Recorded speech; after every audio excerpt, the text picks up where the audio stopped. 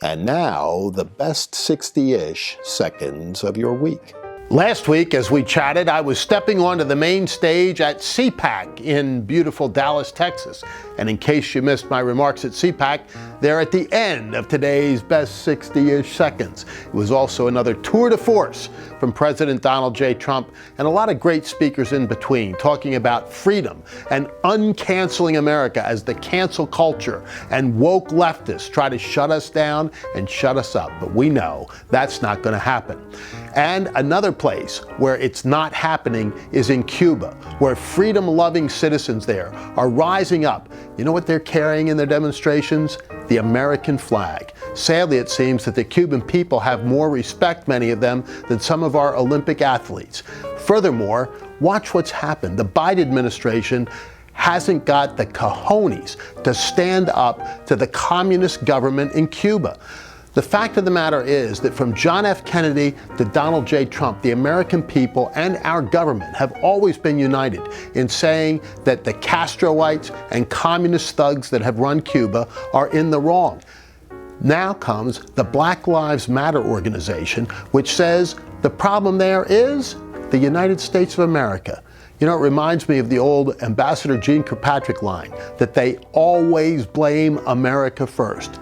Well, friends, it's not America's fault, it's communism's fault. Freedom will prevail. And what's happening in Cuba right now as we see the American flag being flown in its streets is truly a good thing. May the freedom-loving people of Cuba win their fight.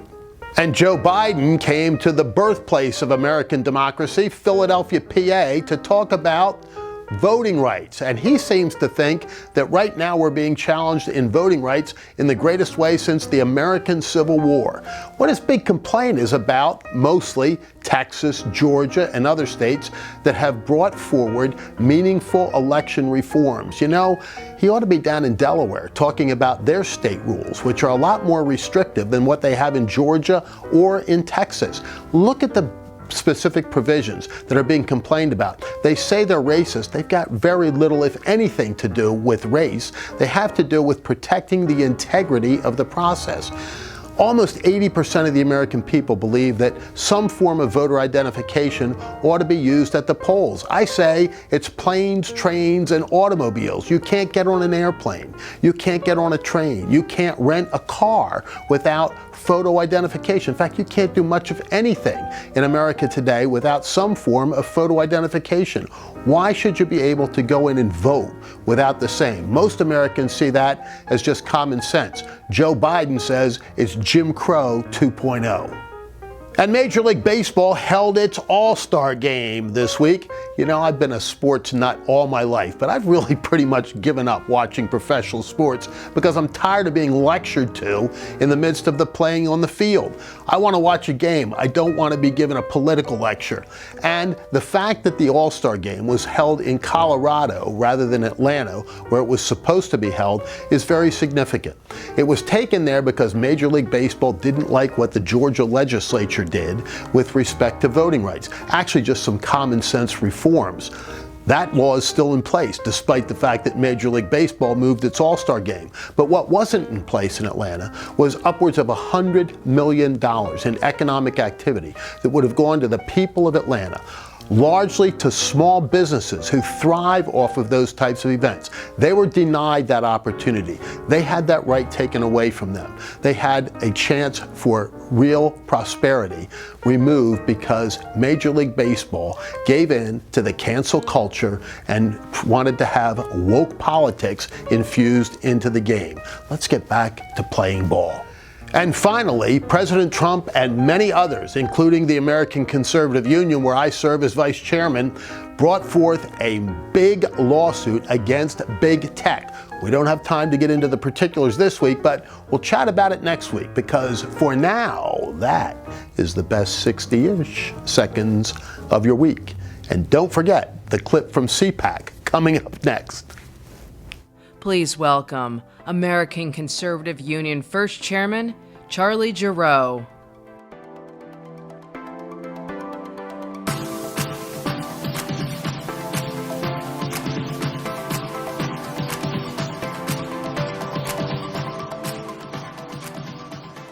Good morning. That's pretty good for 9 a.m. on a Saturday. You know, it's really great to be here at this iconic hotel. Iconic because 37 years ago, Ronald Reagan used this hotel as his flagship when he came to Dallas for the crowning moment of his 1984 re-election campaign. And as we stood in the atrium, side by side with President Reagan, looking up at all of those balconies adorned with these banners, homemade by great Texans, it's hard for me to imagine that the voice he gave to all of us and the vision that he laid out is now somehow trying to be canceled by the American left. But we won't let that happen.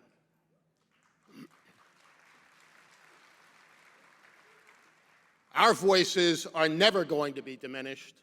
Our thoughts are never going to be suppressed because we, the people, will let our voices be heard constantly. You know, I'm a proud Pennsylvanian. I see some of my friends from the Keystone State here. And I'm a proud American. But I wasn't born here. I was born in a slum in southern Brazil. My birth mother realized that she couldn't take care of me. And so she went to a little mission, and she put me up for adoption. She had only one request of those people. She said, I want my baby to go to America. Because she thought that perhaps, here, I would be able to learn how to read. Recently, I announced that I'm a candidate for governor of Pennsylvania.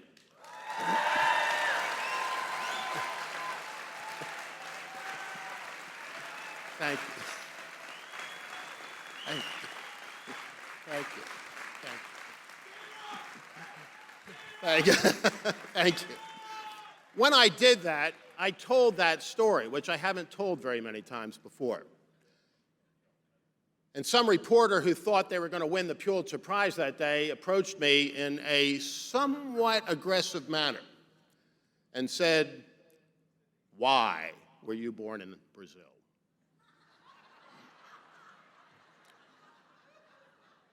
I had to think for a minute. So I mustered up all of my genius and I said, well, I wanted to be close to my mother.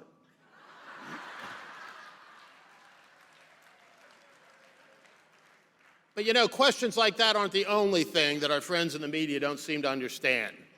They don't get the fact that someone who came to this great country with nothing but his mother's dream, the American dream, feels, as all of us do who were born here, that opportunity and the freedom to pursue those opportunities are at the core of who we are as Americans. And so today they've asked me to talk just for a couple of moments about the cures to the cancel culture, the cures to what all of you are doing each day to make sure that it is uncanceled America and that the socialists and anarchists who would have us take a step backward are pushed back while we take a step forward. And so what can we do? How about raising the American flag? Somehow, the folks on the left believe that that's a political statement in and of itself. Well, if it is, let it be heard by all of us everywhere in this great country, from every shore.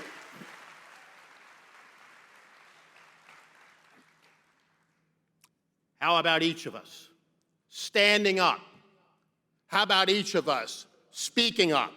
How about each of us refusing to be turned off or tuned out? How about each of us in our little corner of America saying to the left that our voices will not be silenced, that we won't be bought off, that we won't be silenced, and that we won't be pushed back any longer?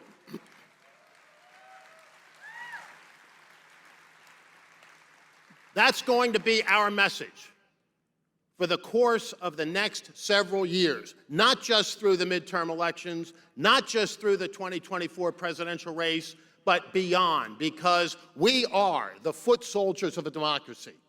Here in this room, we have folks who have dedicated their lives to something bigger than they are. And that is so vitally important in this fight.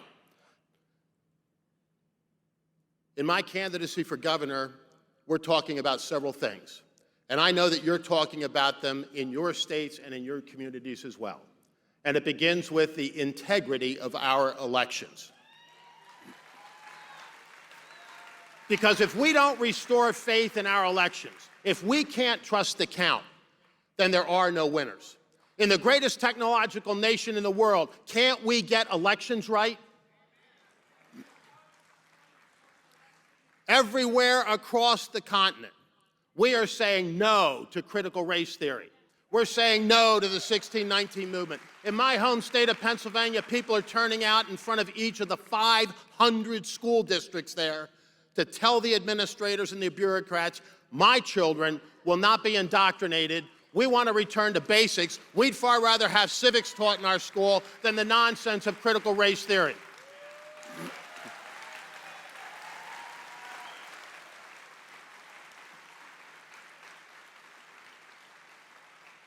And we believe in school choice.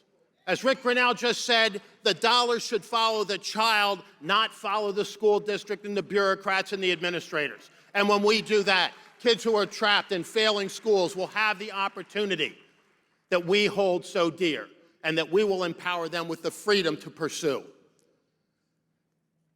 And we believe in things like criminal justice reform, something that united Van Jones and Donald Trump, because it's the right thing to do. We believe in energy jobs. When we had CPAC Pennsylvania, I was honored to be on a panel with two gentlemen, one a captain of industry, the CEO of a Fortune 1000 company, and next to him was the leader of an organized labor union. Both of them saying the same thing, because our friends in organized labor understand fundamentally one four-letter word, J-O-B-S. And they know that those jobs, those good-paying jobs, those family-sustaining jobs, not only help those who take the paycheck home every other Friday, but they help our economy. They help our country. They help our future. They build the opportunities, and they build the prosperity for every American, which is the dream of every conservative. And we believe in the sanctity of life. If we won't fight for the most defenseless, for whom will we fight? And our message today is that we are willing to fight. These are my values, but I know I'm not alone. I know that all of you and the millions of Americans that you represent are ready to stand up, be counted, hear their voices heard, take action, and win the battle of ideas.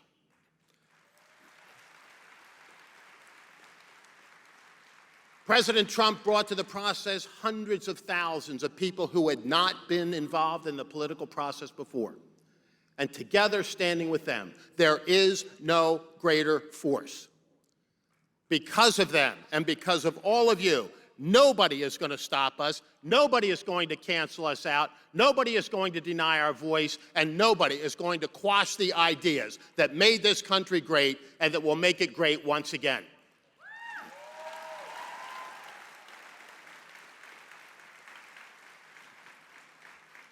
So just take for a moment and look to the left of you, and then look to the right of you, because these are the people that will do what needs to be done. These are the people who will lead the fight to uncancel things. These are the people that will lead the fight for the conservative values that we hold so dear. These are the people that will fight for the freedoms that our forefathers bled for. These are the people that will make a difference over the course of the next couple of years. These are the people with whom I am so proud to stand. God bless each one of you. God bless America. Thank you. Thank you.